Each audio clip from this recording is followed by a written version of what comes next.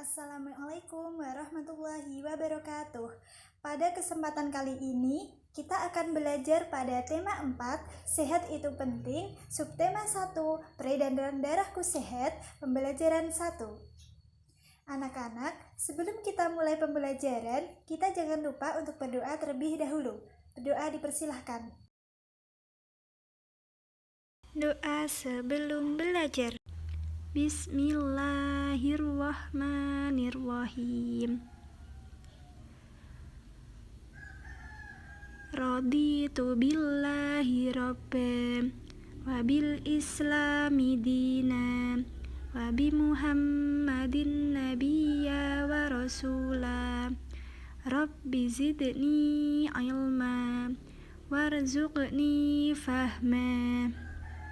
Amin. Artinya, kami ridho Allah sebagai Tuhanku, Islam sebagai agamaku, dan Nabi Muhammad sebagai Nabi dan Rasul. Ya Allah, tambahkanlah kepadaku ilmu dan berikanlah aku pengertian yang baik. Bagaimana kabar kalian hari ini? Ibu harap kalian tetap sehat selalu dimanapun kalian berada. Kali ini, Ibu akan menjelaskan tujuan pembelajaran yang akan kita capai. Yang pertama, dengan kegiatan mengamati gambar peredaran darah manusia, siswa dapat menjelaskan organ peredaran darah dan fungsinya pada manusia secara rinci. Yang kedua, dengan kegiatan berkreasi menggambar, siswa dapat menggambar cara kerja organ peredaran darah manusia secara rinci. Dengan kegiatan mencari tahu tentang pantun, siswa dapat menyebutkan bagian-bagian dan ciri-ciri pantun dengan tepat. Yang terakhir, dengan kegiatan mencari tahu tentang pantun, siswa dapat membuat pantun dengan tema tertentu, lalu menunjukkan unsur-unsur pantun yang dibuat dengan benar. Udara dingin di pagi hari, minum teh nikmat dirasa. Hendaklah kita menjaga diri, kesehatan sangat berharga. Anak-anak yang saya bacakan tersebut merupakan sebuah pantun. Pada pembelajaran kali ini, kita akan belajar mengenai pantun dan sistem peredaran darah pada manusia. Namun, sebelumnya kita baca bacaan berikut ini. Siti, anak yang rajin dan disiplin. Siti selalu berangkat ke sekolah lebih awal. Jarak rumah Siti dan sekolah tidak terlalu jauh. Siti berangkat ke sekolah naik sepeda. Naik sepeda juga merupakan kegiatan olahraga. Siti mengayuh sepedanya dengan santai. Siti hanya membutuhkan waktu 20 menit untuk tiba ke sekolah. Siti sangat peduli dengan kesehatan tubuh. Bersepeda termasuk olahraga yang mendukung kebugaran dan dapat membantu melancarkan peredaran darah. Darah sangat penting peranannya bagi manusia. Peranan darah antara lain mengalirkan oksigen ke seluruh tubuh dan mengangkat karbon dioksida dari seluruh tubuh menuju paru-paru. Dalam tubuh manusia, darah mengalir melalui organ-organ peredaran darah. Apa saja organ peredaran darah manusia? Apa fungsi organ peredaran darah manusia? Untuk lebih memahami, simak tayangan berikut. Hari ini kita akan membahas sistem peredaran darah manusia. Teman-teman, kalian ingatkan kalau proses pencernaan makanan menghasilkan sari makanan. Sari-sari makanan dari proses pencernaan akan diedarkan ke seluruh bagian tubuh untuk dimanfaatkan. Nah, bagian tubuh yang memiliki tugas untuk mengangkut dan mengedarkan sari makanan adalah darah. Selain itu, darah juga berfungsi mengedarkan oksigen dan karbon dioksida hasil pernafasan. Jadi, Darah memiliki dua fungsi dalam tubuh kita. Darah berfungsi untuk mengangkut dan mengedarkan sari makanan hasil proses pencernaan ke seluruh tubuh. Darah juga berfungsi mengedarkan oksigen dan karbon dioksida hasil pernafasan. Peredaran atau aliran darah di dalam tubuh manusia terjadi melalui organ peredaran darah yaitu jantung dan pembuluh darah. Jantung adalah organ tubuh yang berfungsi memompa darah ke seluruh tubuh. Jantung manusia terletak pada dalam rongga dada agak sebelah kiri. Kalian tahu gak besar jantung kita? Kalau jantung orang dewasa kira-kira seukuran satu kepalan tangan yang beratnya sekitar 300 gram.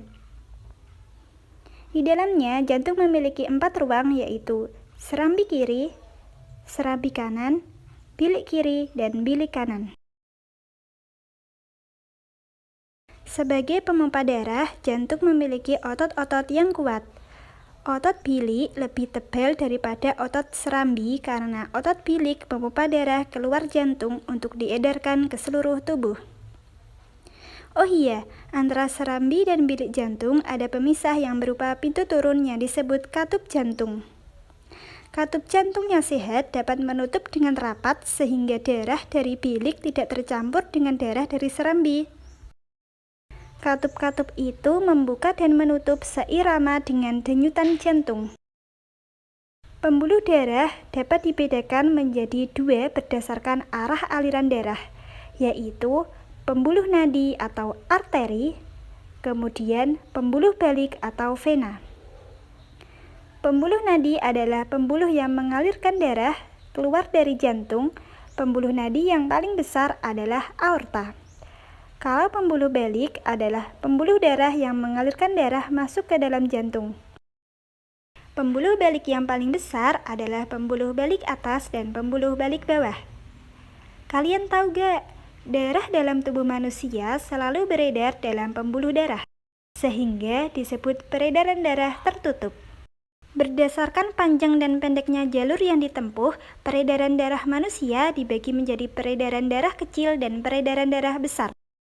Peredaran darah kecil berlangsung dari jantung ke paru-paru, kemudian kembali lagi ke jantung. Urutan peredaran darah kecil adalah serambi kanan, menuju bilik kanan, paru-paru, kemudian serambi kiri. Sedangkan peredaran darah besar berlangsung dari jantung ke seluruh tubuh kecuali paru-paru lalu kembali ke jantung. Urutan peredaran darah besar yaitu serambi kiri, bilik kiri, seluruh tubuh, kemudian kembali lagi ke serambi kanan.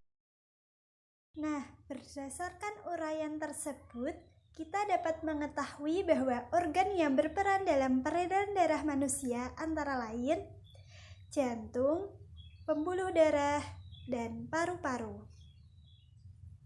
Tahukah kalian apa peranan setiap organ peredaran darah manusia? Untuk mengetahuinya, Bu Guru akan menjelaskan kepada kalian. Organ peredaran darah manusia yang pertama adalah jantung. Jantung adalah organ tubuh manusia yang berfungsi memompa darah ke seluruh tubuh. Jantung memompa darah dengan cara berkontraksi dan berelaksasi secara bergantian, sehingga jantung berdenyut, mengembang, dan mengempis. Yang kedua, pembuluh darah. Pembuluh darah merupakan saluran tempat mengalirnya darah dari jantung ke seluruh tubuh dan dari seluruh tubuh kembali ke jantung.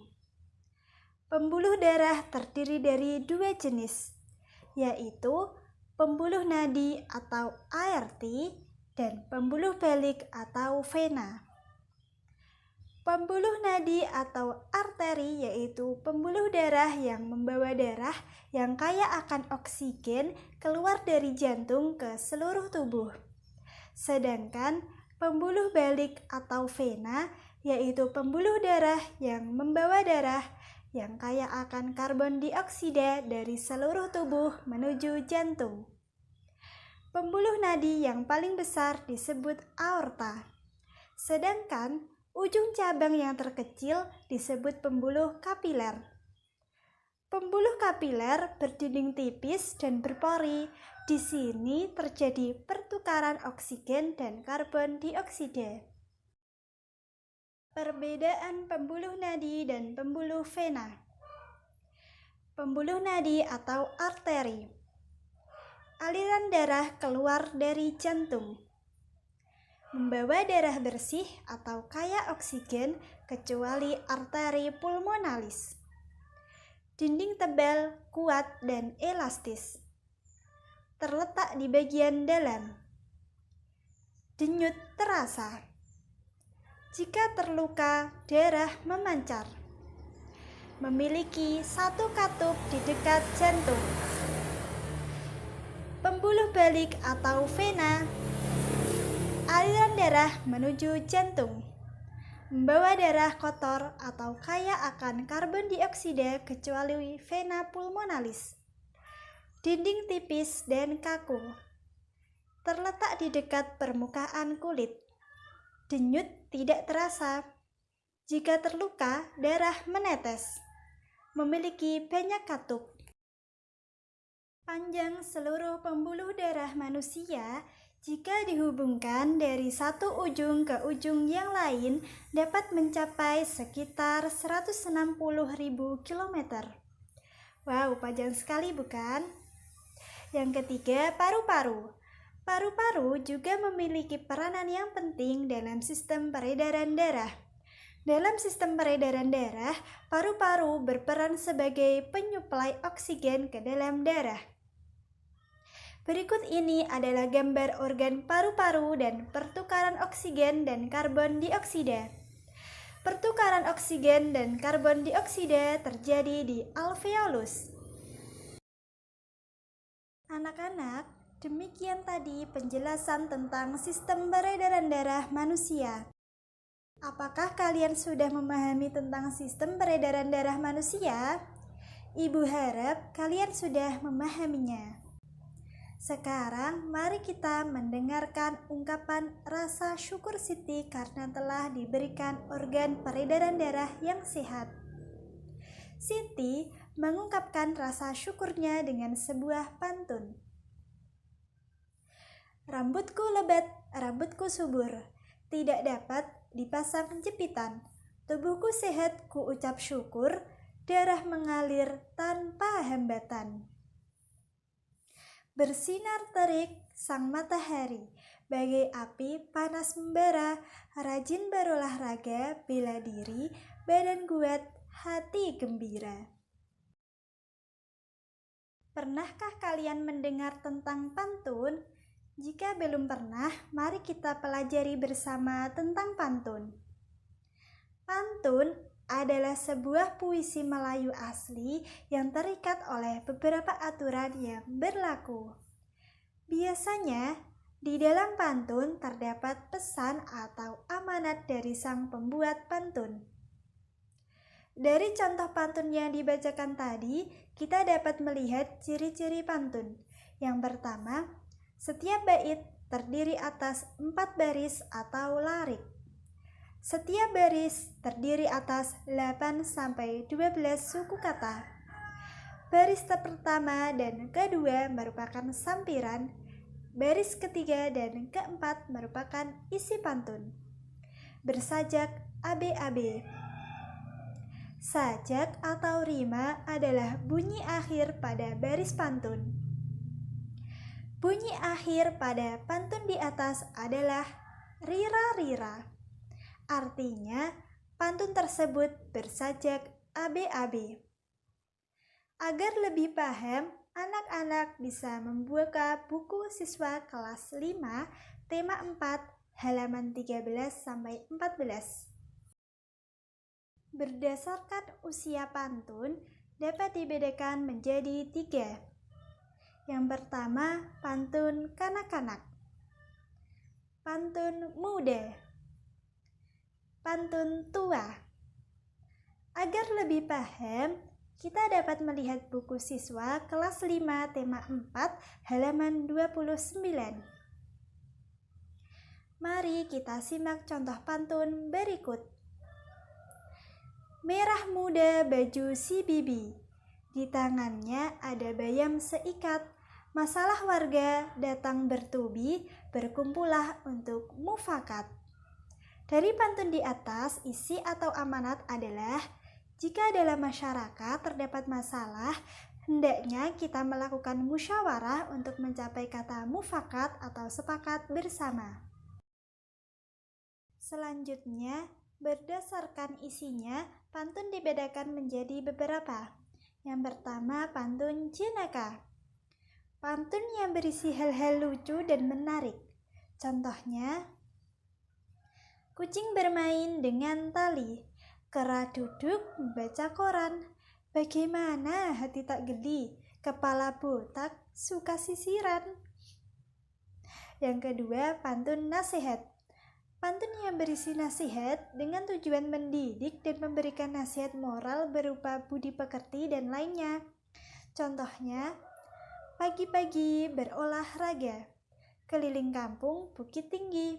Sebelum belajar harus berdoa supaya kita berilmu tinggi. Yang ketiga, pantun teka-teki. Pantun yang berisikan teka-teki dan pendengar atau pembaca diberi kesempatan untuk menjawab atau membalas teka-teki pantun tersebut. Contohnya, pergi ke kebun panen kentang, pulangnya membeli putu. Punya daun, tak punya batang, coba tebak apakah itu? Hayo, kira-kira jawabannya apa ya? Yang keempat, pantun kiasan. Pantun yang berisi perumpamaan atau ibarat biasanya digunakan untuk menyampaikan suatu hal secara tidak langsung. Contohnya, naik perahu dekat kemudi, betapa harum bunga selasih, elok nian resminya padi, makin tunduk jika berisi. Apa ya maknanya? Ternyata maknanya adalah kita harus mengambil pelajaran dari tanaman padi, yaitu semakin kita pandai, semakin kita hebat, semakin kita kaya, maka kita semakin rendah hati atau tidak sombong terhadap manusia lainnya. Demikianlah materi pada tema 4 sehat itu penting, subtema 1 peredaran darahku sehat pada pembelajaran 1 yang bisa saya sampaikan untuk kalian. Semoga informasi dan ilmu pengetahuan yang saya berikan bermanfaat untuk kalian semua. Tetap semangat belajar dan selalu menjaga kesehatan. Lakukanlah 3M, mencuci tangan, memakai masker, dan menjaga jarak. Akhir kata, wassalamualaikum warahmatullahi wabarakatuh.